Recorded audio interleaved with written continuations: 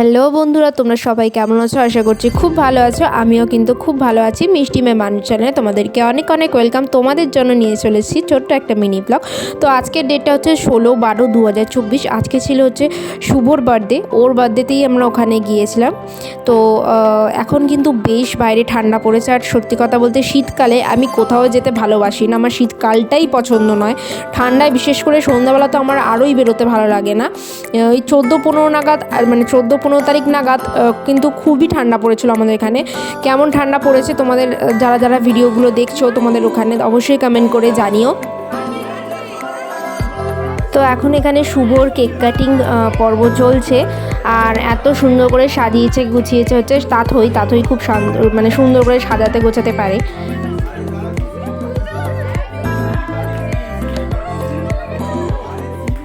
এখানে একটা মজার কারণ হয়েছে, সেটা হচ্ছে এই শুভর বন্ধুদের হাতে যে সবাই সেলটা দেখছো, সেই সেলটা আর কি ফাটানোই যায়নি। এটা অধিকাংশ ক্ষেত্রেই হয়। আমার জন্মদিনের ক্ষেত্রেও তাই হয়েছিল, সেলটা ফাটাতেই পায়নি আমার বন্ধুবান্ধবরা।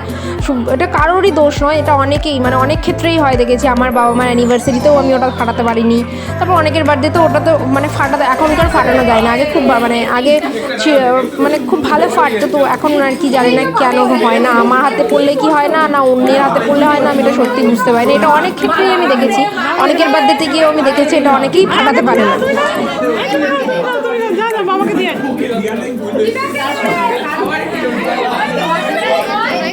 কেক কাটার পরে সবারই এটা মোস্ট ইম্পর্ট্যান্ট একটা কাজ হলো কেক এর ক্রিম মাখানো বার্থডে বয়কে বা বার্থডে গার্লকে, বা সেটা শুধুমাত্র জন্মদিন নয়, অ্যানিভার্সারিতেও তাই।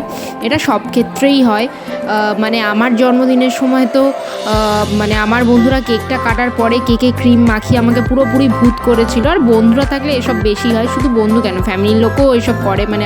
আমাদের বাড়িতে যদি কেক বার্থডে ছাড়াও যদি অ্যানিভার্সারি কেক কাটায়, কেটে কেকের ক্রিম নিয়ে প্রচুর মাখামাখি হয়।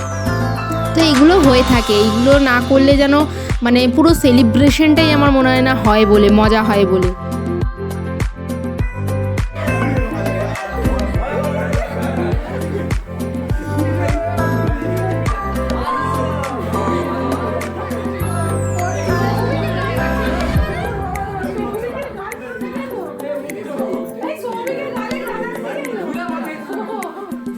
এখন তো এরা ফ্যামিলি ফটো সেশন করছে। চলো আমি তোমাদেরকে ততক্ষণে তাথইয়ের রুম টুরটা দিয়ে আসি। রুম টুর ঠিক নয়, ওই ছোট্ট করে একটা ভিডিও বলা যেতে পারে।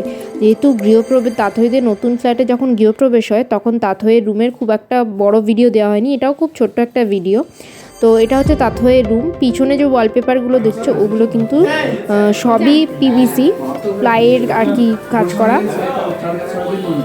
আর এখন আমরা মোটামুটি সবাই খেতে বসে পড়েছি, আমাদের খাওয়া দাওয়া হয়ে গেছে, আমার আর তাথইয়ের। এটা হচ্ছে ছোট্ট কাকাদের রুমটা। আচ্ছা যাই হোক, ডিনারে কী কী ছিল আমি সেগুলো বলে দিই। সেটা হচ্ছে ডিনারে ছিল কচুরি, চিকেন কষা, মাটন বিরিয়ানি, মিষ্টি।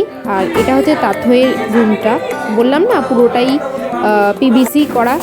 তো বাইরে প্রচণ্ড ঠান্ডা, ঘরের ভেতরে ছিলাম বলে আমি কিছু বুঝতেই পারছিলাম না, যার জন্য আমি সোয়েটারটা খুলে রেখে দিয়েছিলাম। এখন বেরোচ্ছি যেন জমের ঠান্ডা পড়েছে। তো ভিডিওটি এখানে শেষ করছি, টাটা।